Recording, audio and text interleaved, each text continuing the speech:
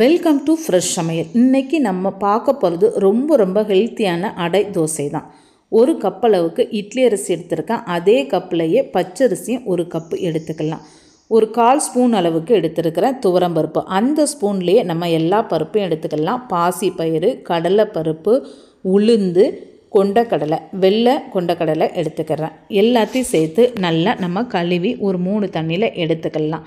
ரொம்ப ஹெல்த்தி. எல்லா பருப்புமே சேர்ந்துடும். ஈஸியாக நம்ம நைட்டுக்கு தேவைன்னா மதியம் ஊற வச்சு ஆட்டிக்கலாம். இப்போ கழுவி எடுத்த பிறகு அது கூட 1 ஸ்பூன் சோம்பு, 1 ஸ்பூன் ஜீரகம், 1 ஸ்பூன் மிளகு, ஒரு 10லேருந்து 15 வத்தல் ஆட் பண்ணிக்கலாம். உங்களுடைய காரத்துக்கு ஏற்ற மாதிரி நீங்கள் ஆட் பண்ணிக்கோங்க. எல்லாத்தையும் சேர்த்து திரும்பியும் மிக்ஸ் பண்ணி விட்டுட்டு இந்த தண்ணியிலேயே வத்தல் எல்லாமே நல்லா ஊற ஒரு 4 மணி நேரம் அப்படியே ரெஸ்ட்டில் வச்சிடலாம். 4 மணி நேரம் கழித்து இதை ஓப்பன் பண்ணிவிட்டு நம்ம மிக்ஸி ஜார்லேயே போட்டு ஆட்டிக்கலாம். தண்ணியிலேயே வத்தல் நல்லா ஊறியிருந்தால் ஆட்டுறதுக்கு ஈஸியாக இருக்கும். வத்தலை ஊற போட மறந்துட்டுனா சுடுதண்ணியில் ஒரு அரை மணி நேரம் ஊற வச்சுட்டு நீங்கள் அரைச்சி எடுத்துக்கலாம். இது கூட ஒரு தக்காளியும் ஆட் பண்ணிக்கலாம். தக்காளியை ஆட் பண்ணி ஆட்டும் போது தோசை நல்ல மணமாகவும் நல்ல நிறமாகவும் இருக்கிற மாதிரி இருக்கும்.